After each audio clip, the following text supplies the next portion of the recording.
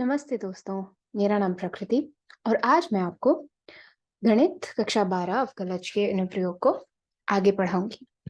तो हमने पहले भाग 1 पढ़ा था, आज हम पढ़ेंगे उसका भाग 2। आज हम पढ़ेंगे उदाहरण 4, 5 व 6 जो आपकी पाठ्य पुस्तिका में दिया गया है। उसके बाद हम अगले भाग जो है वर्धमान तथा ह्रासमान फलन उनकी परिभाषा, और फिर उसके बाद परिभाषा 2, एक बिंदु पर वर्धमान या ह्रासमान फलन क्या होता है। तो सबसे पहले मैं आपको एक बात बोलूंगी जिसका आप बहुत अच्छे से ध्यान दें। x का मान बढ़ने से यदि y का मान बढ़ता है तो dy बटे dx धनात्मक होता है, और x का मान बढ़ने से यदि y का मान घटता है तो dy बटा dx ऋणात्मक होगा। मतलब यह है कि यदि x भी बढ़ रहा है और y भी बढ़ रहा है तो आपका dy बटा dx प्लस में रहेगा, क्योंकि दोनों साथ साथ बढ़ रहे हैं। लेकिन यदि x बढ़ते हुए y कम हो रहा है तो dy बटे dx आपका माइनस में होगा। तो इसका उदाहरण यह हो सकता है कि अगर समय के साथ साथ किसी आयत का या किसी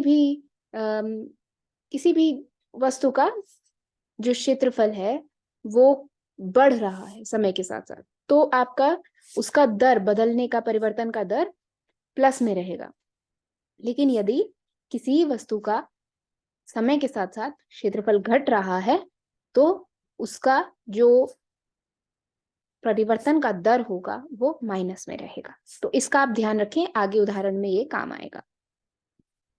तो पहला उदाहरण हम देखते हैं, उदाहरण 4।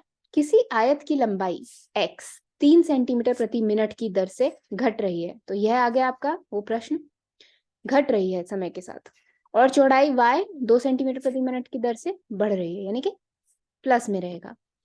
जब x 10 सेंटीमीटर और y 6 सेंटीमीटर है तब आयत के परिमाप और b उसका क्षेत्रफल में परिवर्तन की दर ज्ञात कीजिए।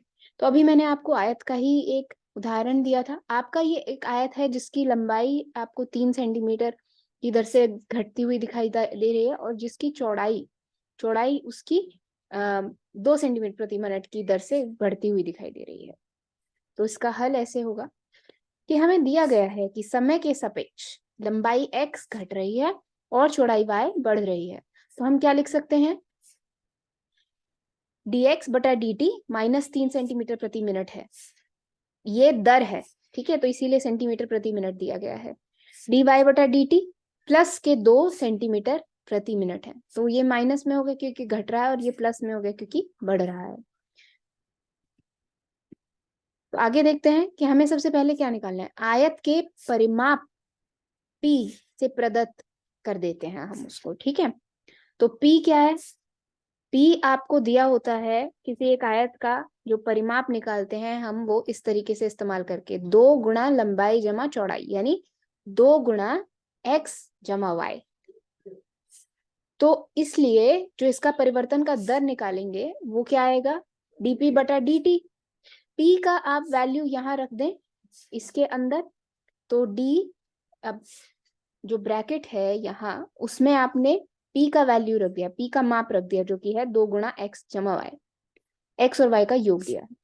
तो किन्हीं आप ये भी जानते होंगे कि जब दो फलन दिए होते हैं और उनका योग दिया होता है तो उनके अवकलज, अगर आप दो फलनों के योग का अवकलज लेते हैं तो उनका जो उन फलनों के अवकलज का योग आपका आ जाता है। कहने की बात यह है कि दो फलनों के योग का अवकलज उन फलनों के अवकलजों का योग होता है।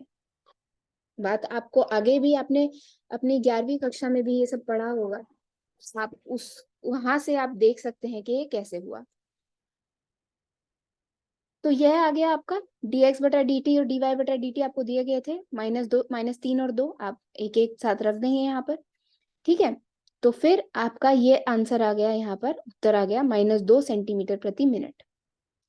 अब दूसरा पार्ट ये है कि आयत का क्षेत्रफल a से प्रदत्त है।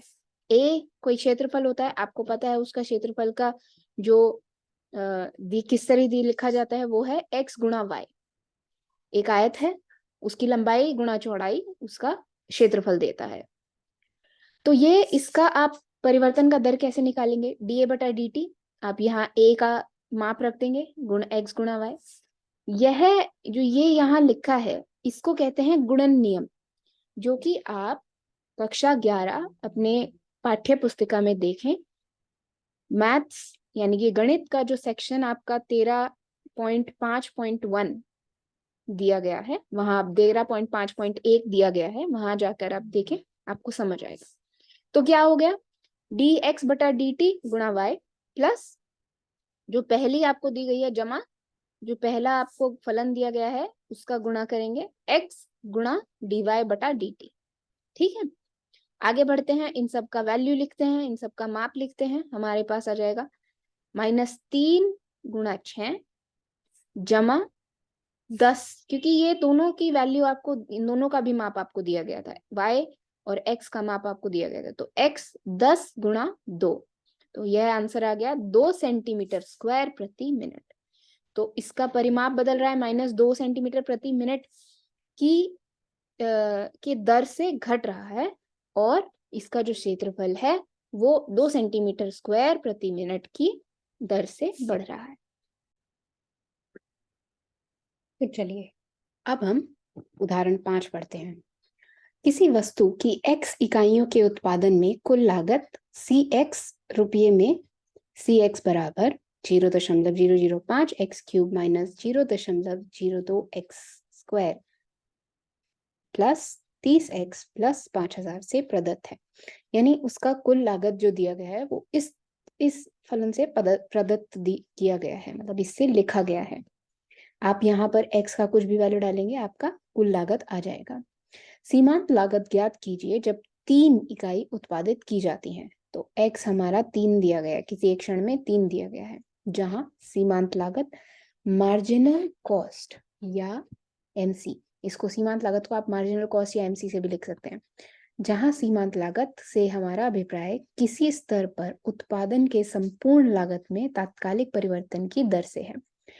तो आपके पास दिया गया है कि एक फैक्ट्री है जहां पर कुछ इकाइयां बनती हैं, कुछ वस्तु बनती है जिसकी कुछ इकाइयां दी गई हैं।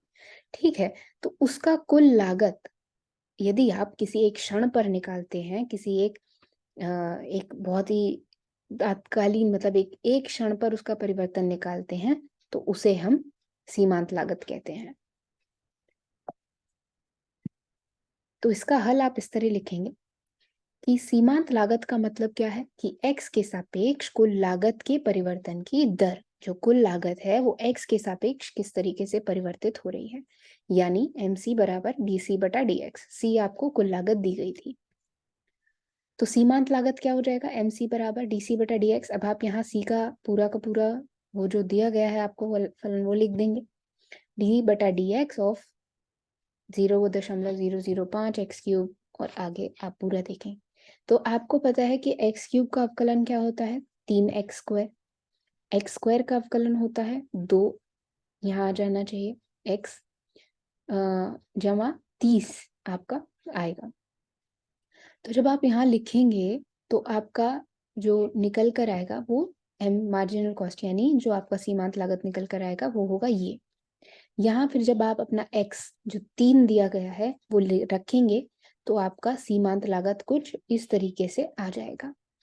ठीक है, 3 आपको दिया गया है, तो आपने सीमांत लागत यहाँ रख के 0.015 3 स्क्वायर माइनस 0.04 गुणा 3 प्लस 30। आपको यहाँ पर सॉल्व करते करते इसको आपका जो मार्जिनल कॉस्ट का जो माप आएगा वो आएगा 30.015, यानी सीमांत लागत आपकी जो आई है वो जब x 3 है तो वो आ गई आपकी 30.02 लगभग। अगला उदाहरण है, किसी उत्पाद की x इकाइयों के विक्रय के से प्राप्त कुल आय रुपयों में RX बराबर 3x स्क्वायर जमा 36x जमा 5 से प्रदत्त है, यानी कि 3x square plus 36x plus 5 से प्रदत्त है। जब x 5 हो तो सीमांत आय ज्ञात कीजिए। यानी कि जब आपका दिया गया है कि x की कुछ इकाइयां दी गई हैं, यानी कि 5 दी गई हैं, तो आप सीमांत आय ज्ञात कीजिए। अब सीमांत आय क्या है, जैसे आपने पीछे पढ़ा था कि सीमांत लागत ये है, यहाँ सीमांत आय दी हुई है, जहाँ सीमांत आय से हमारा अभिप्राय किसी क्षण विक्रय की गई वस्तुओं के सापेक्ष संपूर्ण आय के परिवर्तन की दर से है।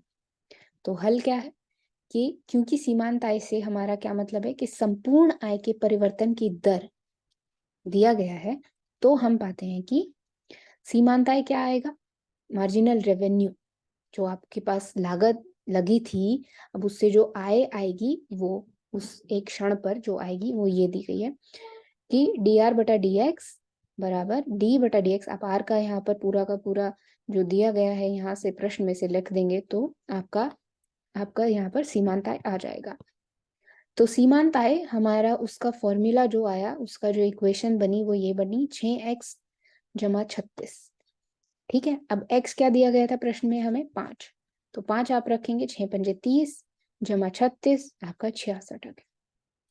तो सीमांत आय आपकी ₹66 बन गई जब x 5 सेंटीमीटर है, तो ये भी ध्यान दीजिएगा। तो अब हम बढ़ते हैं अपनी अगली परिभाषा पर, अगले भाग पर, जो आपकी पुस्तिका में 6.3 है, उसका नाम है वर्धमान तथा ह्रासमान फलन। अब ये क्या होते हैं और वर्धमान तथा ह्रासमान फलन कैसे निकालते हैं, कैसे पता चलता है, वो हम पढ़ेंगे यहाँ पर। तो सबसे पहले आप मान लीजिए कि आपके पास एक फलन दिया गया है एक्स स्क्वायर, जो लिखा जाता है एफ एक्स बराबर एक्स स्क्वायर से, और एक्स एक कोई भी एक्स वास्तविक संख्या है। ठीक है, तो अब अगर हम इसका आकृति बनाते हैं, हम इसका आलेख बनाते हैं, तो वो इस आकृति में दिया गया है। सबसे पहले ध्यान दीजिए, जो मूल बिंदु यानी कि ओरिजिन है आपका, उसके बाईं ओर जहां x नेगेटिव है, मतलब माइनस में है और धीरे धीरे धीरे बढ़ता जाता है, तो जब x 0 से छोटा है तो हम देख रहे हैं कि हमारा हम दाईं से बाईं और बाईं से दाईं ओर जा रहे हैं, क्योंकि हम -3 -2 -1 ऐसे ऐसे बढ़ते रहते हैं। तो उसका माप यहाँ दिया गया है। तो जैसे जैसे आप बाईं से दाईं ओर जाते हैं, हमारे आलेख की ऊंचाई घटती जाती है। ठीक है, तो जैसे जैसे हम बाएं से दाईं ओर बढ़ते हैं जाते हैं, तो आलेख की ऊंचाई घटती जाती है। अब आगे बढ़िए, जैसे जैसे हम अब दाईं ओर देखते हैं, मूल बिंदु के दाईं ओर देखते हैं, तो जैसे जैसे हम बाएं से दाएं की ओर बढ़ते हैं, 1 2 3 4 बढ़ते हैं, तो हमारे आलेख की ऊंचाई बढ़ती जाती है। ठीक है, तो आप देखिए कि जैसे वो, क्योंकि यहाँ घट रही है, तो x जब 0 से छोटा है तो हमारा जो फलन है वो ह्रासमान फलन कहलाता है, और x जब 0 से बड़ा है, क्योंकि उसकी ऊंचाई बढ़ती जा रही है, उसकी माप बढ़ती जा रही है, इसलिए हम हमारे फलन को वर्धमान फलन कहते हैं। आगे हम और अच्छे से पढ़ेंगे। अब पहली हमने पढ़ लिया उसकी परिभाषा, अब हम पढ़ते हैं कि एक अंतराल में वर्धमान या ह्रासमान फलन की परिभाषा क्या होती है। तो मान लीजिए वास्तविक मान फलन f के प्रांत में I एक अंतराल है, तब f वर्धमान फलन तब कहलाएगा किन्हीं दो बिंदुओं x1 और x2, अगर x1 x2 से छोटा है, इसका मतलब अगर हम इस पे फलन का माप निकालें, तो यदि फलन का माप x1 पर जो है x2 पर से छोटा है, यानी कि fx1 is less than fx2, fx1 fx2 से छोटा है, तो वह एक वर्धमान फलन कहलाएगा उस अंतराल में।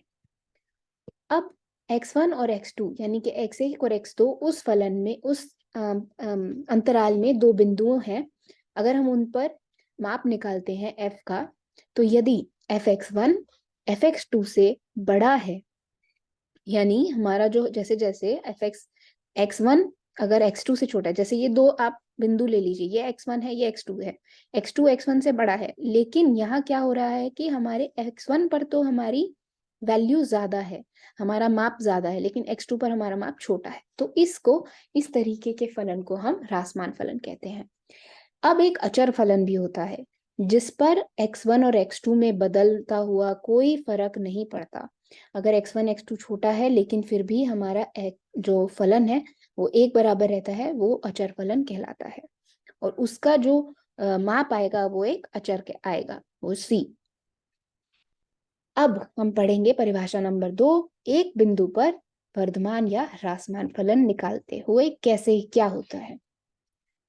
तो मान लीजिए कि वास्तविक मानों के परिभाषित फलन f, यानी एक f फलन दिया गया है, उसके प्रांत यानी उसकी डोमेन में एक बिंदु x0 है।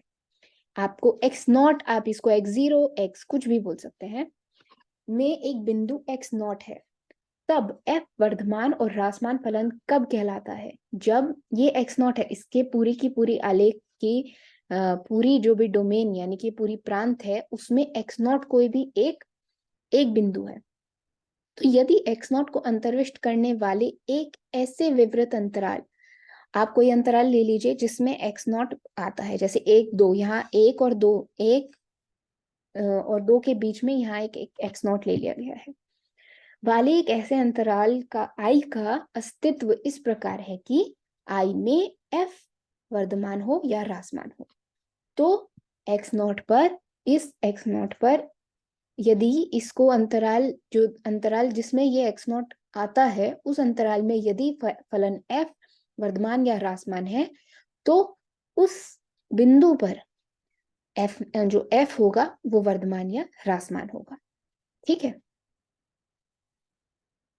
तो आज हमने पढ़ा राशियों के परिवर्तन की दर के कुछ और उदाहरण, 4-5 बचे, और फिर हमने पढ़ा वर्धमान तथा ह्रासमान फलन क्या होते हैं।